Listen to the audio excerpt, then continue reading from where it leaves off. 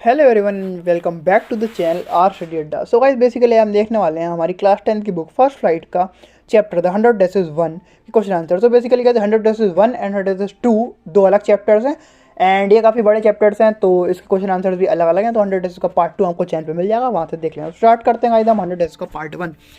So question number 1 हमारा, where in the classroom does Wanda sit and Y.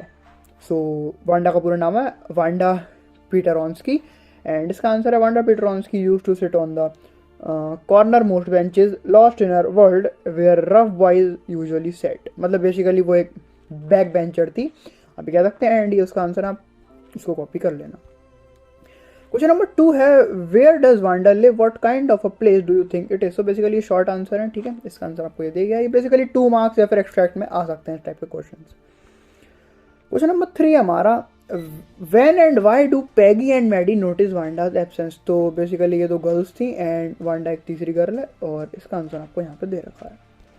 Question number 4 की बात करें guys, तो वो है कि what do you think to have fun with her means. And इसका answer to have fun with her means to laugh at her and it is human tendency to make fun of others imperfections which are mostly about the appearance.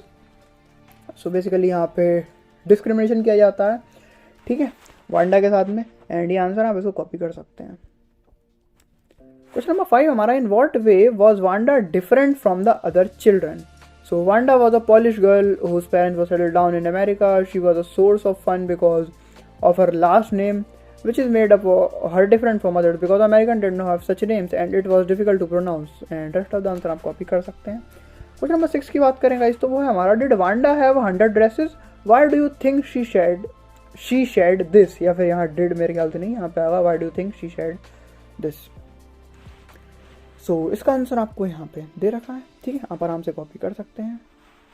And guys देखो, जहाँ पे भी ये खत्म हो रहा है ना आंसर, वहाँ से यहाँ पे एक दूसरा पॉइंट स्टार्ट कर देना, इससे कि आंसर आपको छोटा भी लगेगा एंड रिमेंबर करने में भी आसानी होती है। क्वेश्चन नंबर 7 हमारा, why is Maddie embarrassed by the questions Peggy asked Wanda. Is she also like Wanda और इज शी डिफरेंट। इसका आंसर है, Maddie is so embarrassed by the questions Peggy asked Wanda because she is also poor and understand the mental condition of Wanda. She also wears dresses handed down by rich family, though she is an American, but she has the same mindset as Wanda and doesn't want anymore to tease Wanda because of her dress on her name. So ये इसका answer है, easily आप इसको आराम से copy कर लेना। Now move on to the question number 8, जो कि है, why did Maddie ask Peggy to stop teasing Wanda? What was she afraid of? तो बेसिकली ये भी थोड़ा थोड़ा पिछले से मिलता जुलता क्वेश्चन है, इसका आंसर यहाँ पे इसको आराम से कॉपी कर लेना। Move on to the question number 9 guys, जो कि है हमारा, who did Maddie think would win the drawing contest, why.